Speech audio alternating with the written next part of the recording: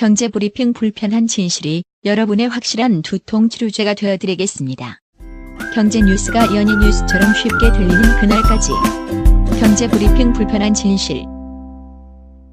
경제브리핑 불편한 진실 10월 24일 순서 시작하겠습니다. 저희가 어제 이벤트 관련된 내용 알려드렸잖아요. 네. 무려 3개나 하고 있다. 그랬더니만 또 댓글이 많이 달렸어요. 미르기님 이런 댓글 달아주셨거든요. 안녕하세요. 경불진 잘 듣고 있습니다. 특히 시즌1의 마지막 방송 종교인 과세 문제에 대한 명쾌한 설명은 레전드급이었습니다. 뭐 이렇게 얘기해 주셨거든요. 거기다 덧붙여서 두 분의 역작 누가 내 돈을 훔쳤을까도 잘 읽고 있습니다. 제목은 너무 쉬워 보였는데 막상 읽어보니 식상치 않은 이론과 재미있는 사례를 들어 현실 경제를 쉽게 풀어 설명하시는 식견에 깜짝 놀랐습니다. 뭐 실은 제목은 저희가 안 달았거든요. 네. 예, 제목은 출판사에서 단 거라. 아무튼요. 웹을 뒷바꾼 아이디어 100 이벤트 한다기에 젊은 날을 되돌아보며 많은 일들이 떠오르지만 하나만 소개할까 합니다. 요즘처럼 인터넷이라는 용어가 익숙지 않던 시절 컴퓨터가 네트워크로 연결된다는 것 자체가 신기하기만 했던 때였습니다. 90년대 중반에 전 학교 전산실 근로학생으로 일했습니다. 제 더벅머리 친구들은 강의를 마치면 자연스럽게 전산실로 모여들어 PC 앞에 앉아 날 새는 줄도 모르고 열심히 자판을 두드렸습니다. 리포트 쓴 건 당연히 아니고요. 코에이사의 전략 시뮬레이션 게임 삼국지에 빠졌었습니다. 허허. 분열된 천하를 통일하기 위해서 우리는 날밤을 샜었죠. 저랑 비슷하시네요. 저도 대학교 1학년 때 이 코에이의 삼국지 3 때문에 일주일을 그냥 보냈던 기억이 있어요. 40대 아재들은 다들 추억이 있지 않을까요? 그러니까요. 아니 진짜 내 이름으로 중국 천하를 한번 통일해보겠다. 갑자기 이런 생각이 들면서 네. 밤에 잠이 안 오더라고. 계속 이걸 하게 돼. 일주일 동안 진짜 아무것도 안 하고 요것만 했었습니다. 저랑 비슷한 경험이 있으시군요. 아마 남자들은 다 그런 경험 있을 거예요. 저는 요 삼국지도 물론이고 하드볼 6 나왔을 때 아하. 그것도 나만의 팀 만들어서 그냥 월드 시리즈 우승까지 시키느라고 잠을 못 잤죠. 그러니까요. 비슷한 경험들이 다 있으신 것 같아요. 아무튼요. 미르기님은 마지막으로 그 시절 친구들이 문득 보고 싶어지네요. 이렇게 마무리를 하셨거든요. 저도 그때 삼국지 같이 했던 친구들 지금 뭐 하고 있나 좀 궁금하긴 합니다. 자, 다음은 프레이저님이신데요. 공유지의 비극 관련된 방송 잘 들었습니다. 국정감사에서 장제원 의원이 질의하는 것과 이에 대해 표창원 의원이 반론을 하는 동영상도 찾아서 시청했습니다. 근데 오늘 방송을 듣고 궁금한 게 있어서 여쭤봅니다. 사회적 경제 방식에서 만약 새로운 참여자가 생기면 어떻게 될까요? 처음에 한 명이야 서로 조금씩 양보를 해도 자기가 가져가는 양이 크게 줄지 않겠지만 여러 명이 한꺼번에 참여한다든지 또는 지속으로 참여자가 생겨난다면 각자 가져가는 양이 줄을 것입니다. 그러면 기존 참여자들은 새로운 참여자가 들어오지 못하게 제한을 할 것 같고 결국 그들만의 기득권이 될 것 같습니다. 혹시 이런 현상을 해결할 수 있는 해법이 있을까요? 항상 좋은 방송 감사드립니다. 예. 요거에 대해서 살짝 설명을 해드려야 될 것 같은데요. 협동조합이나 이런 데에서 이런 문제 때문에 조합원들 간의 갈등이 벌어지는 경우가 간혹 있다고 하더라고요. 그렇죠. 조합원 숫자를 계속 늘려야 될 것인가? 아니면 맨 처음에 조합을 설립했었을 때 그분들만 가지고 조합을 운영해야 될 것인가? 이런 것 때문에 논란이 많다고 하는데요. 제가 들은 바로는요. 이게 뭐 이론적으로 정립된 건 아니고요. 제가 전에 들은 바로는요. 이렇게 열린 방식, 닫힌 방식 조합들 중에 어느 방식 조합이 잘 될까요? 열린 방식 조합이 훨씬 더 운영이 잘 된다고 합니다. 새로운 조합원들이 계속 들어오게 되면요. 거기서 더 많은 기회가 생긴다는 거죠. 그렇죠. 그 기회 중에 하나는 파위를 같이 키우는 것도 포함이 되겠죠. 그러니까요. 여러분들 그 얘기 아시죠? 마중물 붓는다. 마중물도요. 그 맨 처음에 그 아까운 물을 왜 거기다 부을까 생각하지만 그거를 부어줘야 그 물을 끌어올릴 수가 있지 않겠습니까? 네. 이렇게 조합을 여는 거, 다른 조합원들 받는 거 당장 보기에는 내가 가지고 갈게 줄어든 거 아니야 이렇게 생각할지 모르겠지만요. 그렇게 열린 마음으로 하신 분들이 오히려 조합을 더 잘 운영하고 수익도 많이 올리고 있다. 뭐 이런 얘기들을 하시더라고요. 네. 요거에 대한 내용은요. 제가 좀 더 자료를 찾아가지고 다음번에 한번 기회가 되는 대로 방송을 통해서 다시 한번 설명드리도록 하겠습니다. 예. 그리고 또 이어서 댓글 중에 팟빵 경제 분야 2위를 했다고 하는데 축하드립니다. MBC가 파업을 해서 요즘 손에 잡히는 경제가 주말에는 방송을 하지 않습니다. 주말에는 1위도 노려볼 수 있을 것 같습니다. 그런가요? 만약 1위를 한다면 이벤트를 부탁드립니다. 이만수 감독이 SK 코치 시절에 팬티만 입고 운동장을 뛴 것처럼 PD님들이 공약을 하시면 경제 분야 1위를 위해 애청자들이 노력하겠습니다 라고 하셨어요. 아니 근데 박 PD 왜 가로친 건 아닐 거예요. 야구를 좋아하니까 이만수 코치가 이벤트 한 거 잘 알죠? 이거 다 모르는 사람이 있겠어요? 아니 그 앞에 주어를 빼먹으시네. 박 PD님이 지목을 하셨잖아. 박 PD가 이벤트 하라는 거 아니겠습니까? 그건 아니죠. 아니 그 얘기죠. 아마 저희가 1위를 하게 되면요 박 PD가 양재천에서 팬티만 입고 아마 뛸 것 같아요. 야구를 좋아하니까 이벤트 한 거 아시겠죠?잖아. 주술관계를 정확히 아니 해야죠. 그러니까 아시니까 하셔야 된다는 얘기가 뒤에 들어가 있는 거죠. 우리가 행간의 의미를 파악해야 될 거 아니겠습니까? 그런 행간이 아니에요. 근데 중요한 거는 1위 저희가 사실 파티에서는 경제 분야 거의 매일 1위를 하고 있는데 팟빵에서는 1위 하기가 불가능하지 않을까 싶어요. 그러니까요. 왜냐면 팟빵이 경불진을 그닥 좋아하지 않아요. 순위를 보시면 아시겠지만 예 그렇긴 하죠. 아무튼요 뭐 저희가 팬티바람은 아니겠지만 뭐 공약 하나 걸어도 되지 않을까요? 그러면 하나 하죠. 저희 스튜디오가 있는 곳이 이쁜 주스를 메인으로 하는 카페 아닙니까? 그렇죠. 저희 애청자분들이 오시면 만약 저희가 이제 팟빵에서도 경제 분야 1위를 하고 있다. 저희가 그 주스를 다 쏘겠습니다. 오호 골든벨을 울리시는 거군요. 그럼요. 야하. 또 살아있네마 대화명 쓰시는 분 대화명이 너무 멋지십니다. 나이는 40대 초반이지만 모뎀을 모르고 살아서 웹에 대한 특별한 기억은 없지만 초등학교 5학년 때 아버지가 사주신 대우전자의 CPC 6100 이런 게 있었나 봐요. 예. 이걸로 인해 3,500명의 전교생 중 단 2명만 가지고 있던 16비트 추억의 이름이네요. 16비트 컴퓨터 소유자가 되어 어깨가 으쓱했던 적이 있었습니다.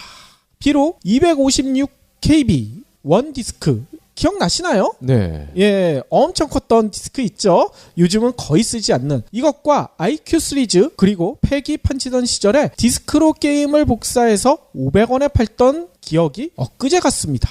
제 친구 중에 진짜 게임 복사해서 팔았던 친구들이 있어요. 네.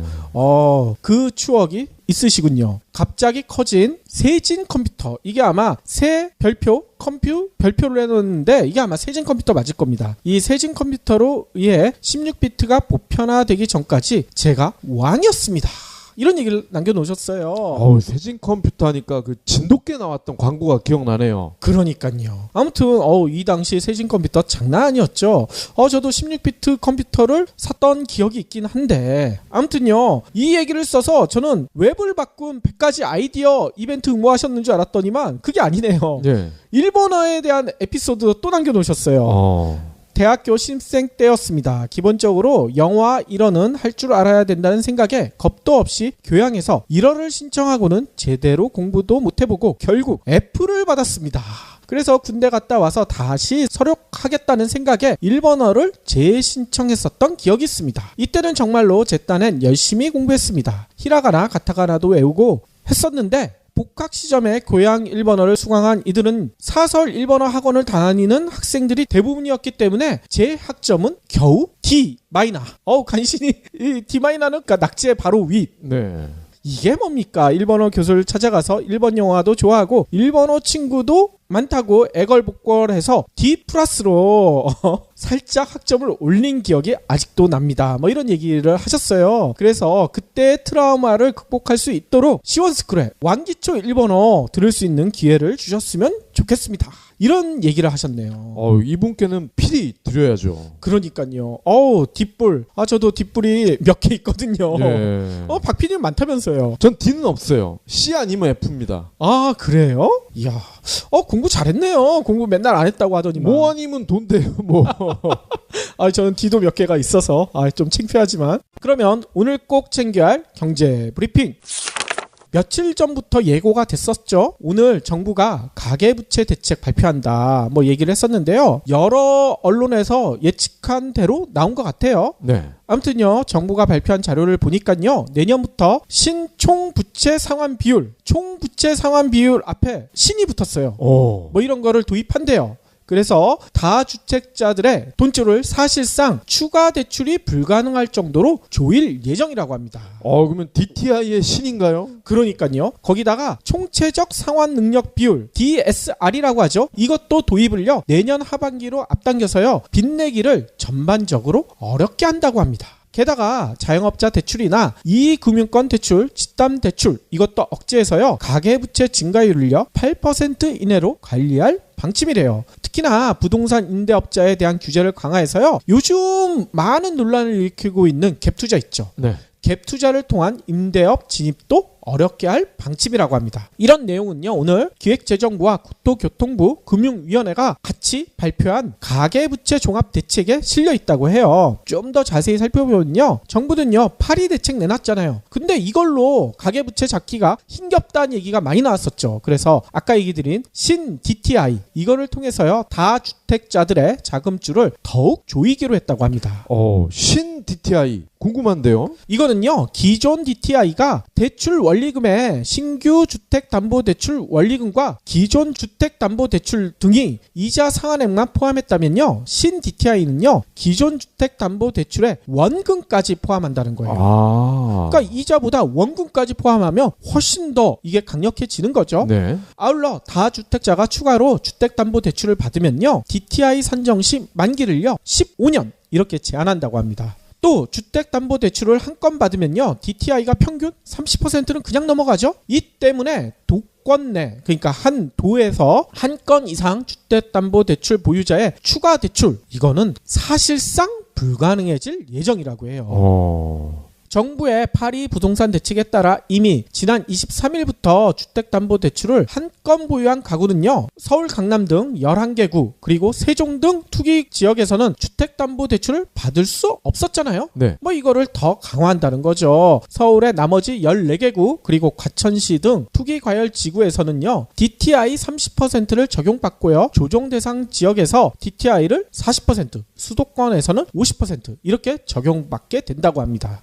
이에 따라 어떻게 되겠어요? 다주택자들의 갭투자 이게 사실상 어려워질 전망이다 이런 얘기가 나오고 있어요. 갭투자 저희가 시사 용어로도 알려드렸었고 여러 번 살펴봤었잖아요. 뭐 아직도 잘 모르시는 분들을 위해서 살짝만 간단히만 소개해드리자면요. 높은 전세값에 편승해가지고요. 적은 돈으로 전세를 끼고 집을 사서 시세 차익을 노리는 거. 그러니까 3억만 가지고도 집을 100채 이상 사시는 분들도 계시잖아요. 그렇죠. 예, 돈 놓고 돈 먹기, 부동산 아파트 놓고 아파트 먹기 이런 거를 하는 게 갭투자라고 했었죠. 이에 더해 정부는요. 가계부채 증가의 주범인 집단대출의 증가세 이것도 억제할 방침이라고 해요. 부동산 임대업자에 대한 감시 규제 이것도 강화하고요. 자영업 대출 증가세에도 고삐를 조일 예정이라고 합니다. 당장 내년부터 주택도시보증공사 HUG라고 하죠. 여기에 중도금 대출 보증 한도를요. 수도권과 광역시, 세종에서는요. 6억 원에서 5억 원으로 내린다고 해요. 그래서 HUG와 주택금융공사의 보증 비율을요. 90%에서 80%로 추가 축소한다고 합니다. 또 최근 증가세가 확대되고 있는 부동산 임대업자 대출에 대해서도요. 내년 3월부터 여신심사 가이드라인을 도입한대요. 그래서 연간 임대소득이 이자 비용을 확실히 초과하는지 이런 걸 따지기 위해서요. 임대업 이자 상환 비율 이게 RTI라고 하거든요. 이거를 도입한다고 합니다. 그래서 대출 시 참고 지표로 운영할 계획이래요. 그러니까 임대를 했는데 임대 소득이 이자 비용보다 적으면 대출을 더 이상 안 해주겠다는 얘기인 거죠.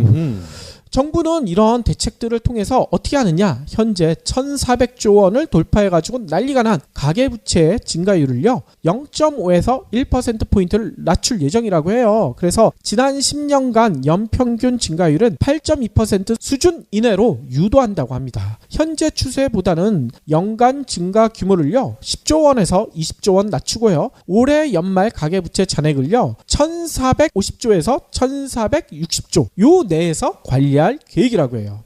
근데 이렇게 빚을 줄이는 계획은 좋은데 소득이 적으신 분, 그리고 정말 나는 실소유를 할 건데 이렇게 쪼이면 어떡하냐, 이런 분들 계실 것 같아요. 그렇죠. 이런 분들을 위한 대책도 정부는 마련했다고 얘기를 하고 있습니다. 어떤 대책이냐? 맞춤형으로 지원해 주겠다. 일단 설명은 이렇게 돼 있어요. 먼저 6에서 9% 수준인 연체 가상 금리를요 3에서 5%로 인하해서 상환 능력이 부족한 취약 가구를요 지원할 방침이래요. 그리고 상환 불능 가구에 1,000만 원 이하 10년 이상 소액 연체 채권은요 대부업체 자율이나 금융업체 출연 기부 등을 통해서 소각해 준다는 거죠. 그래서 다시 비즈니스 활동, 경제 활동을 가능하게 만들어주겠다는 얘기인 겁니다. 아무튼요 이런 대책 들으시면서도 이거 가지고 되겠어? 갭 투자 계속 가능하지 않을까? 국회의원들도 집 몇 채씩들 가지고 있는데 이런 얘기들 하시는 분들이 계실 것 같아요. 네. 이런 얘기 때문에 어제 우원식 더불어민주당 원내대표가 이런 얘기를 했었죠. 빚으로 집 사서 돈 벌 수 있는 시대는 이제 갔습니다. 이런 얘기를 했잖아요. 예. 국회의원들부터 솔선수범을 해야 되지 않을까. 가지고 있는 집들 막 5채, 10채 이렇게 있으신 분들이 있는데 이분들부터 집을 좀 파는 모습을 보여주면 국민들도 이런 대책 믿지 않을까요? 근데 이번 대책도 좀 안타깝네요. 저희가 늘 강조한 거 있잖아요. 보유세 강화. 그러니까요. 그러니까 실거주하시는 분들 빼고 3채 이상, 이거는 실거주라고 보기가 어렵지 않습니까? 그렇죠. 혼자서 집 3개를 돌아가면서 살 수는 없잖아요. 맞습니다. 요런 집을 가지고 있는 사람들에게 무거운 세금을 때려라. 그러면은 훨씬 현실적인 대책이 될 것 같은데 여전히 빚과 관련된 부분을 조율을 하고 있는 것 같아요. 경기도 수원에 사는 A씨가요 며칠 전 황당한 우편물을 받았대요. 행운의 편지? 황당한 우편물. 행운의 편지도 황당한데요? 그거는 기쁜 우편물이죠. 그게 어떻게 기뻐요? 그거 편지 몇 장씩 써야 되는데. 8월 4일에 용인 서울 고속도로를 통행할 당시에 제대로 빠져나가지 않은 미납 통행료 800원, 이게 10배의 부가 통행료가 붙어서 8,800원으로 돌아왔다는 거예요. 아니 800원을 미납했는데 8,800원을 내야 되는 거예요? 그렇습니다. 이 전형적인 배꼽이 더 큰 야하. A씨는요 차량에 후불식 하이패스를 장착하고 있어서 8월 4일 당일만 해도 4차례 톨게이트를 지나가는 동안 3차례는 정상적으로 납부가 됐다. 고속도로 하이패스 시설에 이상이 있는 것으로 보이는데 의도적인 먹튀도 아닌 단순 기기 오류로 인한 미납 운전자에게까지 10배 가상금을 부과하는 것은 횡포 아니냐? 이렇게 말씀을 하셨어요. 그렇군요. 아니 근데 여기 문제가 더 있네요. 용인 서울 고속도로는 이게 민자 고속도로 아닌가요? 그렇죠. 민자 고속도로 운영사가 부정한 방법으로 통행료를 미납한 운전자를 제재하는 유료 도로법을 근거로 통행료의 10배 달하는 부과금을 남발하고 있다는 거죠. 아하. 그러니까 이분 같은 경우도 부정한 방법으로 돈을 안 낸 게 아니잖아요. 그러니까 시설에 이상이 있는 걸로 보인다면서요. 이건 부득이한 방법 아닙니까? A씨의 경우 8월 10일과 9월 7일 각각 통행료 800원을 내라는 1차, 2차 안내를 받았고 이달 12일 불과 2달여 만에 3차 독촉장을 통해 10배 부과금까지 받은 거죠. 3차 독촉장 뒷면에는 유료도로 미납 통행료 및 부가 통행료 납부 독촉 안내, 이거를 통해서 유료도로법에 의거 10배 부과금이 부과됐다 안내가 있었는데 1, 2차 안내문 뒷면에는 이런 내용이 없다는 겁니다. 아하. 이렇게 좀 바쁘게 살다 보면은 우편물 잘 못 볼 수도 있잖아요. 못 보는 게 아니라 안 오는 경우도 있죠. 네. 이와 달리 강제 징수 권한이 있는 한국도로공사는 단지 통행료를 미납했다는 이유만으로 운전자가 의도적인 체납자로 몰리지 않도록 규정을 세부화해서 운영하고 있다고 하네요. 아하. 하이패스 미작동, 카드 인증 에러 이처럼 피치 못할 경우에는 부과금 부과 대상에서 제외를 하고 단말기 미부착, 카드 미삽입, 카드 잔액 없음 이런 운전자 귀책 사유가 있는 경우에 한해서만 10배 부과금을 물린다고 합니다. 그렇군요. 또 미납 통행료가 발생하면 1차 안내하고 15일 뒤에 2차로 미납 상황을 고지한 뒤에 15일이 지나도 미납이 계속되면 등기 우편으로 3차 미납 도촉을 하는데 이때도 부과금 없이 원래 통행료만 내게 한대요. 아. 즉 민자 고속도로만 이렇게 횡포를 부리고 있다는 거죠. 아니 이 관리 감독 기관 국토교통부에서는 이 사태에 대해서 뭐라고 설명합니까? 네. 일부 민자 고속도로 운영사가 미비한 규정으로 10배에 달하는 부가금을 때리는 사례가 접수되고 있는데 실태를 확인한 뒤에 도로공사의 세부단의 기준을 적용해서 부가금 부과 절차를 마련하도록 조치하겠다. 아하. 이렇게 해명을 하고 있어요. 그렇군요. 뒤늦게 이렇게 문제가 되니까 그제서야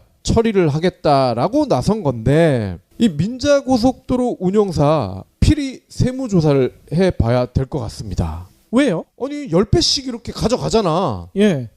탈루액도 10배 이상 되지 않을까? 아, 얘네들한테도 10배 부가금을 매기자? 네. 그거 좋네요.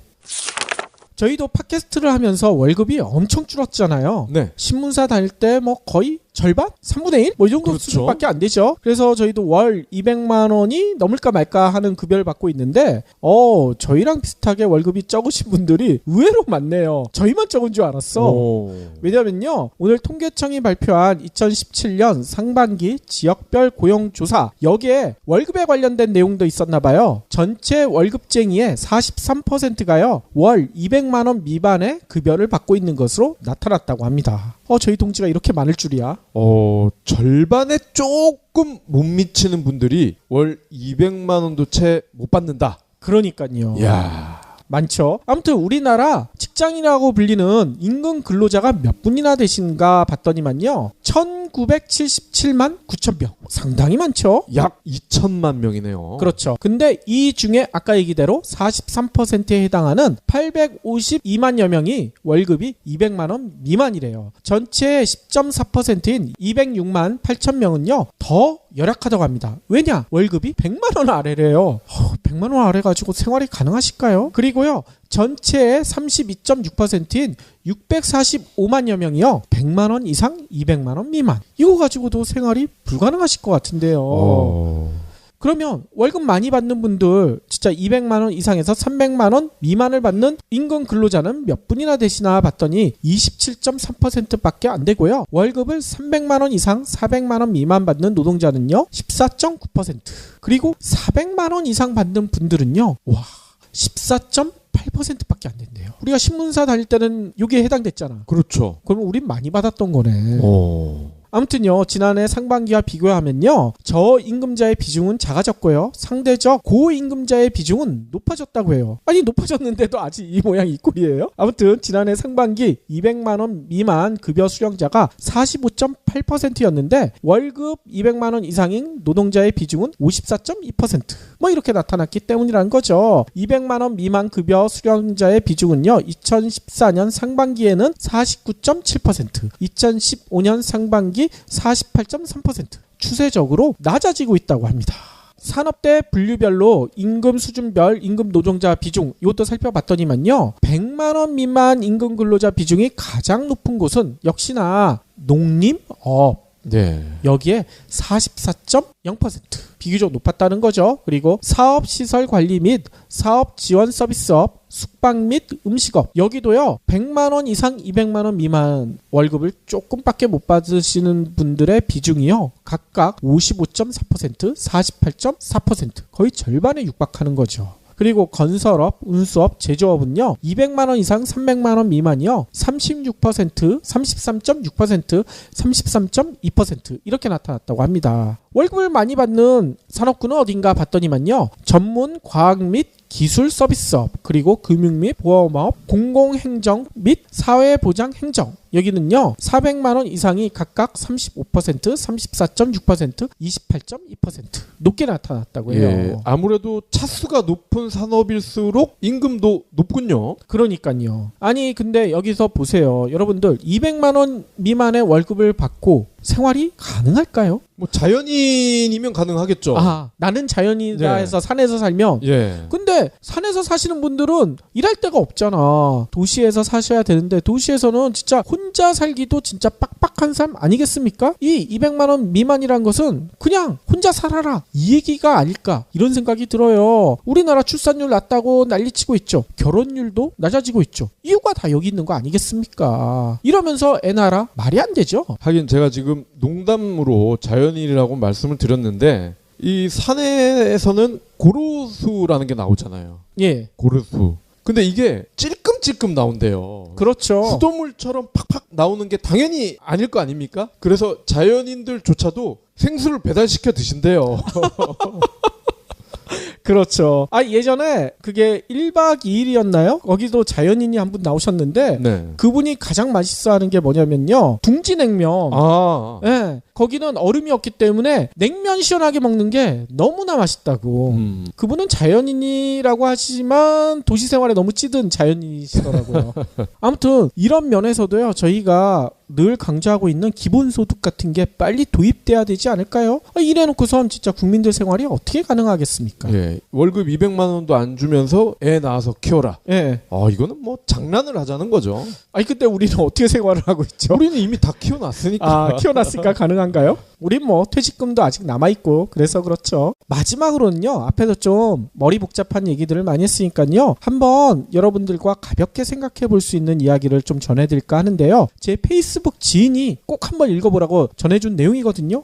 예전에 한번 읽었던 책인데 그 책에 나와있던 짧은 대목인데 다시 읽어보니까 또 감동적이더라고요. 일단 내용부터 알려드릴게요. 40대 중반의 케냐인 안과 의사가 있었는데요. 알고 보니 그 안과 의사를 만나려면요. 이 케냐 대통령도 며칠을 기다려야 할 정도로 유명했대요. 네. 케냐에서는 엄청난 스타 의사였다는 거죠. 그런데 그 의사가요. 그럼에도 엄청난 시골에서 전염성 풍토병 환자들을 아무렇지 않게 만지면서 치료를 하고 있었다고 합니다. 그래서 이 책을 쓰신 주인공이 너무나 궁금했던 거죠. 아니 이렇게 유명한 스타 의사가 케냐에도 유명한 대도시들 있잖아요. 케냐의 수도가 나이로비인가요? 네. 그쵸? 나이로비 같은데 거기에도 큰 병원이 있을 텐데 거기서 일 안 하고 왜 깡총까지 내려와서 환자들을 돌보고 있을까? 당신은 아주 유명한 의사이면서 왜 아무도 알아주지 않는 이런 험한 곳에서 일을 하고 있나요? 이렇게 물어봤다는 거죠. 네. 그랬더니 이 의사가 어금니가 모두 보일 정도로 활짝 웃으면서 뭐라고 대답했는지 아세요?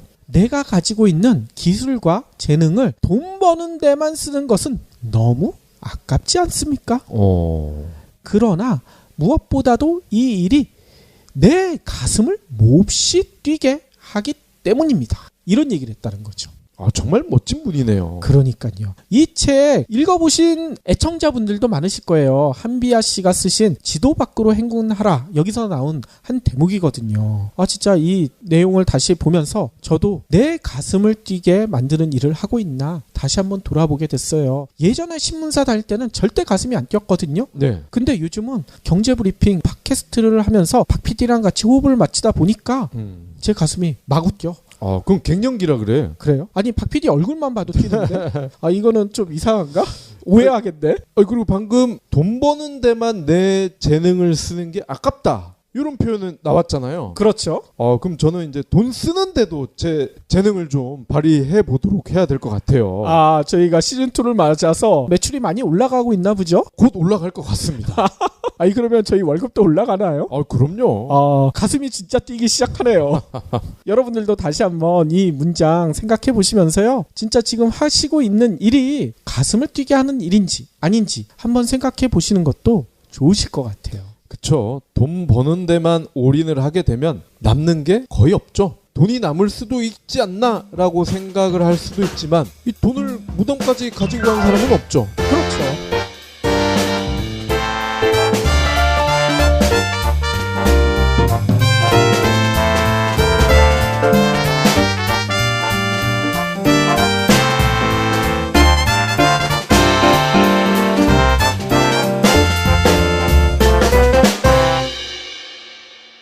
경제브리핑 불편한 진실 완주해주셔서 감사합니다. 하트 투첩, 댓글 남기기, 계좌 후원 등 다양한 방법으로 힘을 보태주세요. 계좌 정보는 경제브리핑 팟빵 공지 코너에 있습니다. 여러분의 응원, 콘텐츠로 보답하겠습니다. 경제브리핑 불편한 진실이 여러분의 확실한 두통 치료제가 되어드리겠습니다. 경제 뉴스가 연예 뉴스처럼 쉽게 들리는 그날까지. 경제 브리핑 불편한 진실. 경제 브리핑 불편한 진실 10월 24일 순서 시작하겠습니다. 저희가 어제 이벤트 관련된 내용 알려드렸잖아요. 네. 무려 3개나 하고 있다. 그랬더니만 또 댓글이 많이 달렸어요. 미르기님 이런 댓글 달아주셨거든요. 안녕하세요. 경불진 잘 듣고 있습니다. 특히 시즌1의 마지막 방송 종교인 과세 문제에 대한 명쾌한 설명은 레전드급이었습니다. 뭐 이렇게 얘기해 주셨거든요. 거기다 덧붙여서 두 분의 역작 누가 내 돈을 훔쳤을까도 잘 읽고 있습니다. 제목은 너무 쉬워 보였는데 막상 읽어보니 식상치 않은 이론과 재미있는 사례를 들어 현실 경제를 쉽게 풀어 설명하시는 식견에 깜짝 놀랐습니다. 뭐 실은 제목은 저희가 안 달았거든요. 네. 예, 제목은 출판사에서 단 거라. 아무튼요. 웹을 뒷바꾼 아이디어 100 이벤트 한다기에 젊은 날을 되돌아보며 많은 일들이 떠오르지만 하나만 소개할까 합니다. 요즘처럼 인터넷이라는 용어가 익숙지 않던 시절 컴퓨터가 네트워크로 연결된다는 것 자체가 신기하기만 했던 때였습니다. 90년대 중반에 전 학교 전산실 근로학생으로 일했습니다. 제 더벅머리 친구들은 강의를 마치면 자연스럽게 전산실로 모여들어 PC 앞에 앉아 날 새는 줄도 모르고 열심히 자판을 두드렸습니다. 리포트 쓴 건 당연히 아니고요. 코에이사의 전략 시뮬레이션 게임 삼국지에 빠졌었습니다. 허허. 분열된 천하를 통일하기 위해서 우리는 날밤을 샜었죠. 저랑 비슷하시네요. 저도 대학교 1학년 때 이 코에이의 삼국지 3 때문에 일주일을 그냥 보냈던 기억이 있어요. 40대 아재들은 다들 추억 있지 않을까요? 그러니까요. 아니 진짜 내 이름으로 중국 천하를 한번 통일해보겠다는데 아무튼요. 이 얘기를 써서 저는 웹을 바꾼 100가지 아이디어 이벤트 응모하셨는 줄 알았더니만 그게 아니네요. 네. 일본어에 대한 에피소드 또 남겨놓으셨어요. 대학교 신입생 때였습니다. 기본적으로 영어와 일어는 할 줄 알아야 된다는 생각에 겁도 없이 교양에서 일어를 신청하고는 제대로 공부도 못해보고 결국 F를 받았습니다. 그래서 군대 갔다 와서 다시 서력하겠다는 생각에 일본어를 재신청했었던 기억이 있습니다. 이때는 정말로 제 딴엔 열심히 공부했습니다. 히라가나 가타가나도 외우고 했었는데 복학 시점에 교양 일본어를 수강한 이들은 사설 일본어 학원을 다니는 학생들이 대부분이었기 때문에 제 학점은 겨우 D 마이너. 간신히 이 D 마이너는 그러니까 낙지의 바로 위. 네. 이게 뭡니까? 일본어 교수를 찾아가서 일본 영화도 좋아하고 일본어 친구도 많다고 애걸복걸해서 D 플러스로 살짝 학점을 올린 기억이 아직도 납니다. 뭐 이런 얘기를 하셨어요. 그래서 그때 트라우마를 극복할 수 있도록 시원스쿨에 완기초 일본어 들을 수 있는 기회를 주셨으면 좋겠습니다. 이런 얘기를 하셨네요. 이분께는 필히 드려야죠. 그러니까요. 뒷불. 저도 뒷불이 몇 개 있거든요. 예. 박 PD는 많다면서요. 전 D는 없어요. C 아니면 F입니다. 아, 그래요? 이야. 공부 잘했네요. 공부 맨날 안 했다고 하더니만. 뭐 아니면 돈대요, 뭐. 저는 D도 몇 개가 있어서 좀 창피하지만. 그러면 오늘 꼭 챙겨야 할 경제 브리핑. 며칠 전부터 예고가 됐었죠. 오늘 정부가 가계부채 대책 발표한다 뭐 얘기를 했었는데요. 여러 언론에서 예측한 대로 나온 것 같아요. 네. 아무튼요. 정부가 발표한 자료를 보니까요. 내년부터 신총부채 상환 비율, 총부채 상환 비율 앞에 신이 붙었어요. 뭐 이런 거를 도입한대요. 그래서 다주택자들의 돈줄을 사실상 추가 대출이 불가능할 정도로 조일 예정이라고 합니다. 그러면 DTI의 신이다. 갑자기 이런 생각이 들면서 네. 밤에 잠이 안 오더라고. 계속 이걸 하게 돼. 일주일 동안 진짜 아무것도 안 하고 이것만 했었습니다. 저랑 비슷한 경험이 있으시군요. 아마 남자들은 다 그런 경험 있을 거예요. 저는 요 삼국지도 물론이고 하드볼 6 나왔을 때 아하. 그것도 나만의 팀 만들어서 그냥 월드 시리즈 우승까지 시키느라고 잠을 못 잤죠. 그러니까요. 비슷한 경험들이 다 있으신 것 같아요. 아무튼요. 미르기님은 마지막으로 그 시절 친구들이 문득 보고 싶어지네요. 이렇게 마무리를 하셨거든요. 저도 그때 삼국지 같이 했던 친구들 지금 뭐 하고 있나 좀 궁금하긴 합니다. 자, 다음은 프레이저님이신데요. 공유지의 비극 관련된 방송 잘 들었습니다. 국정감사에서 장제원 의원이 질의하는 것과 이에 대해 표창원 의원이 반론을 하는 동영상도 찾아서 시청했습니다. 어허. 근데 오늘 방송을 듣고 궁금한 게 있어서 여쭤봅니다. 사회적 경제 방식에서 만약 새로운 참여자가 생기면 어떻게 될까요? 처음에 한 명이야 서로 조금씩 양보를 해도 자기가 가져가는 양이 크게 줄지 않겠지만 여러 명이 한꺼번에 참여한다든지 또는 지속으로 참여자가 생겨난다면 각자 가져가는 양이 줄을 것입니다. 그러면 기존 참여자들은 새로운 참여자가 들어오지 못하게 제한을 할 것 같고 결국 그들만의 기득권이 될 것 같습니다. 혹시 이런 현상을 해결할 수 있는 해법이 있을까요? 항상 좋은 방송 감사드립니다. 예. 요거에 대해서 살짝 설명을 해드려야 될 것 같은데요. 협동조합이나 이런 데에서 이런 문제 때문에 조합원들 간의 갈등이 벌어지는 경우가 간혹 있다고 하더라고요. 그렇죠. 조합원 숫자를 계속 늘려야 될 것인가? 아니면 맨 처음에 조합을 설립했었을 때 그분들만 가지고 조합을 운영해야 될 것인가? 이런 것 때문에 논란이 많다고 하는데요. 제가 들은 바로는요. 이게 뭐 이론적으로 정립된 건 아니고요. 제가 전에 들은 바로는요. 이렇게 열린 방식, 닫힌 방식 조합들 중에 어느 방식 조합이 잘 될까요? 열린 방식 조합이 훨씬 더 운영이 잘 된다고 합니다. 새로운 조합원들이 계속 파티에서는 경제 분야 거의 매일 1위를 하고 있는데 팟빵에서는 1위 하기가 불가능하지 않을까 싶어요. 그러니까요. 왜냐하면 팟빵이 경불진을 그닥 좋아하지 않아요. 순위를 보시면 아시겠지만 예, 그렇긴 하죠. 아무튼요, 뭐 저희가 팬티바람은 아니겠지만 뭐 공약 하나 걸어도 되지 않을까요? 그러면 하나 하죠. 저희 스튜디오가 있는 곳이 이쁜 주스를 메인으로 하는 카페 아닙니까? 그렇죠. 저희 애청자분들이 오시면 만약 저희가 이제 팟빵에서도 경제 분야 1위를 하고 있다. 저희가 그 주스를 다 쏘겠습니다. 오호, 골든벨을 울리시는 거군요. 그럼요. 야하. 또 살아있네마 대화명 쓰시는 분, 대화명이 너무 멋지십니다. 나이는 40대 초반이지만 모뎀을 모르고 살아서 웹에 대한 특별한 기억은 없지만 초등학교 5학년 때 아버지가 사주신 대우전자의 CPC 6100 이런 게 있었나 봐요. 예. 이걸로 인해 3,500명의 전교생 중 단 2명만 가지고 있던 16비트. 추억의 이름이네요. 16비트 컴퓨터 소유자가 되어 어깨가 으쓱했던 적이 있었습니다. 비록 256KB 원디스크 기억나시나요? 네. 예, 엄청 컸던 디스크 있죠? 요즘은 거의 쓰지 않는 이것과 IQ 시리즈 그리고 팩이 판치던 시절에 디스크로 게임을 복사해서 500원에 팔던 기억이 엊그제 같습니다. 제 친구 중에 진짜 게임 복사해서 팔았던 친구들이 있어요. 네. 그 추억이 있으시군요. 갑자기 커진 세진 컴퓨터. 이게 아마 새 별표를 해놓는데 이게 아마 세진 컴퓨터 맞을 겁니다. 이 세진 컴퓨터로 의해 16비트가 보편화되기 전까지 제가 왕이었습니다. 이런 얘기를 남겨놓으셨어요. 세진 컴퓨터 하니까 그 진돗개 나왔던 광고가 기억나네요. 그러니까요. 아무튼 이 당시 세진 컴퓨터 장난 아니었죠.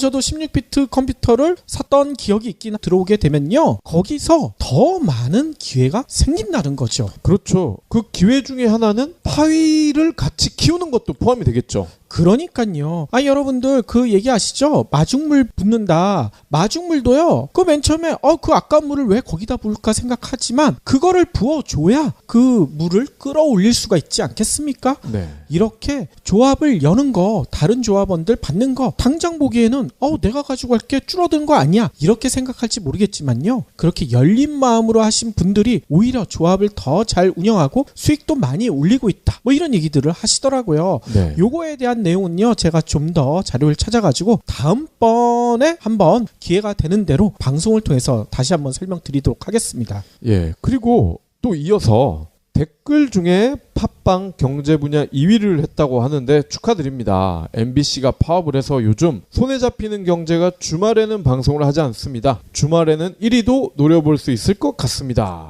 그런가요? 만약 1위를 한다면 이벤트를 부탁드립니다. 이만수 감독이 SK 코치 시절에 팬티만 입고 운동장을 뛴 것처럼 PD님들이 공약을 하시면 경제 분야 1위를 위해 애청자들이 노력하겠습니다 라고 하셨어요. 아니 근데 박 PD 왜 가로친 건 아닐 거예요. 야구를 좋아하니까 이만수 코치가 이벤트 한 거 잘 알죠? 이거 다 모르는 사람이 있겠어요? 아니 갑자기 그 앞에 주어를 빼먹으시네. 응. 박 PD님이 지목을 하셨잖아. 박 PD가 이벤트 하라는 거 아니겠습니까? 그건 아니죠. 아니 그 얘기죠. 아마 저희가 1위를 하게 되면요, 박 PD가 양재천에서 팬티만 입고 아마 뛸 것 같아요. 야구를 좋아하니까 이벤트 한 거 아시겠죠잖아. 주술 관계를 정확히 아니 해야죠. 그러니까 아시니까 하셔야 된다는 얘기가 뒤에 들어가 있는 거죠. 우리가 행간의 의미를 파악해야 될 거 아니겠습니까? 그런 행간이 아니에요. 근데 중요한 거는 1위 저희가 사실